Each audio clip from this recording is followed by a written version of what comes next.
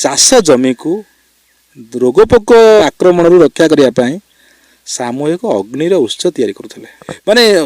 एमती केते दीप जली उठुला प्रत्येक घर में से एक निर्दिष्ट निरापद जगह दीप जालुले जो पोक मैंने आसी पड़ी मरुले एभली परंपरा थिला आ जो बाण फुटेवा कथा ता भितर भी कोटी ना कोटी थिला छोट छोट किछि पोक अच्छा बाण से से फुटे दूसरे बाणर जो गैस बाहर जो धुआं जो गैस बाहर जो बारूदर गंधरे आवाज रे अनेक छोट छोट पोक अच्छा आवाज भी मरी जाती यू थिला से व्यवस्था अनेक कथा भितर मत कहीं यही कथा ठीक ठाक लगे तेणु जेहेतु भारतीय लोक धार्मिक लोक अंधविश्वासी लोक धर्म प्रवण लोक तेणु धर्म ना जहाँ भी किसी कहीदे से बिना तर्क सब मानिने दीपावली गोटे एमती गोटे पर्व ओडिया माने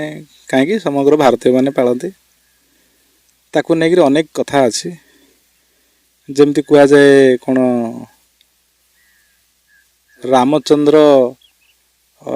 से समय रे अयोध्या को प्रत्याक्रमण करते तेणु तांको स्वागत करने दीप जालिकी रामचंद्र को स्वागत जना जाइथिला ए कथा कह जाए और केतक कहते जे दीपावली से जो अंधार उपरे आलोकर विजय प्राप्त करवा अन्याय उपरे न्यायर विजय प्राप्त करवा एवं मत सबुठार जोटा ठीक ठाक लगे गोटे लॉजिकली मु जहाँ को देखे आम सार कहते हाई स्कूल रे थी प्राय नवम कि दशम ठीक से मन पड़नी आम हिंदी शिक्षक मोर जे हिंदी शिक्षक थे से कहते जे भारत हूँ गोटे कृषि प्रधान देश तो भारतर समस्त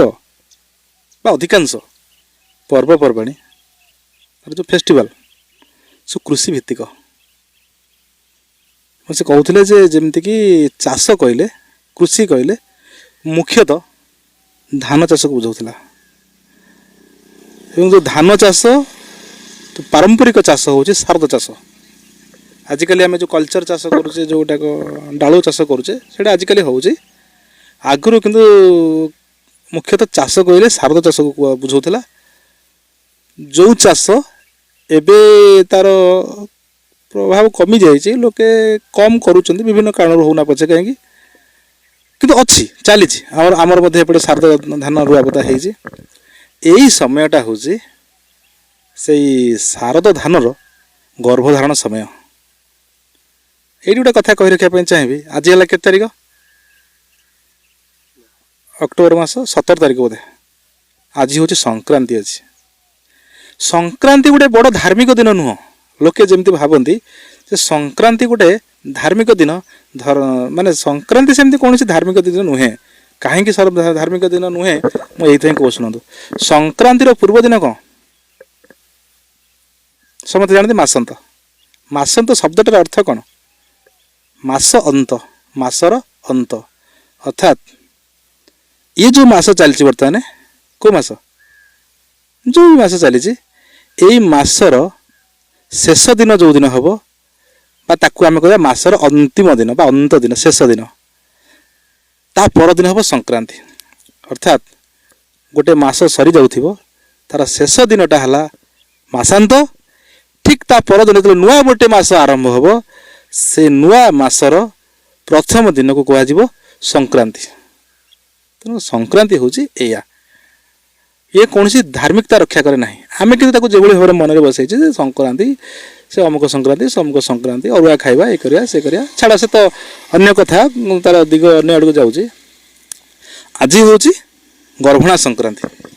गर्भणा संक्रांति कहले आमे अति आदर रे निजर पेट भरवाई जीव जगत खाई बंचापी जो सबुठ बड़ अनुष्ठान टे करें सी हूँ चाष से चाष जमी रोई धान गछ आज गर्भधारण कर आज गर्भधारण कर माने बिल जिते धान गछ सब लगी समस्त कौन आज गर्भधारण करेंगे माने यही समयटा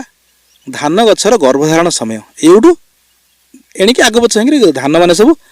गर्भधारण करवा थोर बाहर आम गाँवली भाषा तक थोर बाहर तेणु यू जेहेतु गछ धान गछ सब थोर बाहर यही समय गछर स्वास्थ्य प्रति यत्नवान हवा गोटे कृषकर काम, बड़ काम, बड़ दायित्व। तो कृषक जो कृषि करिछि, चाष करिछि, से चाष जमी की बारंबार जाउछि, निष्ठापर भाव में जाउछि, नित्य भाव में जाउछि, माने सबुदिन जाउछि। से देखुछि ठीक यही समय को गला बेलू देखुछि जे से बिलरे कई गछ गुड़ाक हो जाइछि। कई गछ सब जलद उद्भिद से आम सब देखी था जमी बिलरे सब कई गछ उठी। चाष जमी हल कला बेले कृषक कई को बहुत मात्रा उपाड़ी नष्ट कर देइछि, ता सत्वे भी जब कौटी केमती रही जाइछि से धान पर क्षतिकारक हम, ताकू से उपाड़ी पकेब कारण अनावश्यक भाव में से होती। एथि सहित बालुंगा धान सांगे किसी बालुंगा था कि सी अनावश्यक भाव में होता। बालुंगा काम आसती ना जेहेतु बिलरे होती तृण जातीय, तेणु कृषक से बालुंगा को काटी आनी घरे ता गाई बलद खाइबे कम बुझे। एवं यही समय जदि पोक बिंधी देवे क्या धान गछ को यही गर्भावस्था आम जेन जाने गर्भावस्था आम घर महिला मान प्रति आम जी यत्नवान होता प्रत्येक जीवजंतु गच उद्भिद पचे होना कहीं तार गर्भावस्था प्रति समस्ते संवेदनशील था। तार स्वास्थ्य को आखि आगे रखिक पोक केमी क्षति न पहुँचेबे से आमे जदि एमिति किछि गोटे पदक्षेप ग्रहण करिबा अनेक मात्रा आम पोकों को दमन करि परिबा, रोग पोक दमन करि परिबा। सी जुगरे प्राचीन जुगरे पुराना जुगरे जेतेबेले अत्याधुनिक ज्ञान कौशल अभाव थिला, रोग पोक दमन करने से माने जो कीटनाशक जो रासायनिक सार बा औषध व्यवहार करवा शिखि नथिले, सेतेबेले से माने कौन करथिले ना सामूहिक भाव में अग्निर उत्स तैयारी करुथिले, निआं जालुथिले। प्रत्येक लोक ता घरे निआं जाली पकाउथला बा जोड़ी फांका जगार निरापत्ता जगार निआं जालुथिले। एति बेले कौन हम आमे सब जेमती संस्कृत रे गोटे श्लोक शुणीचे कौन आलोक दक्षिण पतंग धावन्ते जेने उद्विग्न। आलुए देखिले कीट पतंग माने उद्विग्न होंगे दौड़ी आसबे, माने अति अस्तव्यस्त होंगे दौड़ी आसबे एवं अन्नल फोड़िकी जीवन देवे। तेणु चाष जमी को रोगपोक दमन करने बा रोगपोकों जंत्रणा को रक्षा करने आक्रमण रक्षा करने सामूहिक अग्निर उत्स तैयारी करुथिले। दीप जालुथिले शह शह शह शह तो गोटे छोटिया संख्या हो जाउची, माने एमती केते दीप जली उठुला प्रत्येक घर में से एक निर्दिष्ट निरापत्ता जगह दीप जालुथिले जो पोक मैंने आसी पड़ी मरुथिले। तेणु एभली परंपरा थिला। आ जो बाण फुटेबा कथा ता भितर भी कोटी ना कोटी थिला। छोट छोट किछि पोक अछंती बाण सेतले से फुटे दउथिले। बाणरू जो गैस बाहरुला, जो धुआं जो गैस बाहरुला, जो बारूदर गंधरे आवाज रे मध्य अनेक छोट छोट पोक अछंती आवाज रे भी मरि जांती। इसु थिला से व्यवस्था। अनेक कथा भितरु मते कहीं यही कथा ठीक ठाक लगे। तेणु जेहेतु भारतीय लोक धार्मिक लोक अंधविश्वासी लोक धर्म प्रवण लोक, तेणु धर्म ना जहाँ भी किसी कहीदे से बिना तर्क सब मानि नेबे। तेणु किए कहीदे हाँ से रामंकर प्रत्यागमन अयोध्यावासी स्वागत करते होता से कथा से कथा भी किए कहते जी भी कौन दृष्टि कौन आमर बा कौन कहबार अच्छी। एवं आलोकर विजय अंधार उपर आलोकर विजय मु कहीं देखिपारे।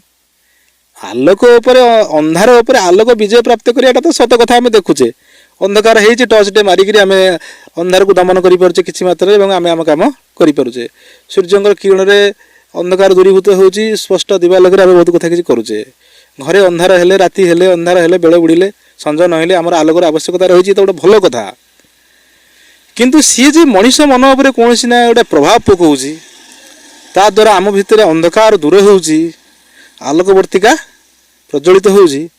एटा वास्तव में कोई परिलक्षित हुए ना। सी जो आलुओ सी हूँ ज्ञानर आलुओ। आम मनीष मन भितर जो ज्ञान अंधकार अच्छी, जो मूर्खता अच्छी, जो असामाजिकता अच्छी, जो भय अच्छी, जो गुलामी रही से सब को दूर करने हेले आम भितर ज्ञानर आलोक जालिया पड़ो नुहे कि दीपर आलोक से आमको बुद्धिजीवी लोक ज्ञानी लोक समाजसेवी लोक समाज संस्कारक लोक विद्वान लोक मानकर कथा को शुणा हम से संक्रांतीय पुस्तक पढ़ा हम खाली पढ़ीदे शुणीदे हेनी से कहूबा कथा गुड़िक समाज पर केते उपादेय केते यथार्थ निज भितर भी गोटे विवेक अच्छे से विवेकर कसटी पत्थर परखी तौली जो ठीक जो कथा लगे ग्रहण करिया एवं निज भितर जो अंधकार रही जो अंधत्व रही ताकू जदि आम दूर करिया ताहले ताहा ही हम आमर मन भितर थिबा अंधकार उपरे ज्ञानर आलोकर विजय प्राप्त मु भावे वीडियो भल लगिले वीडियो को लाइक करंतु वीडियो को शेयर करंतु कमेंट बॉक्स रे निजर मतामत दियंतु नुआ वीडियो देखिबा पई आम चैनल को सब्सक्राइब करंतु बेल आइकन रे क्लिक करंतु देखाहेबो आउ एक नुआ शिक्षणीय वीडियो रे नमस्कार।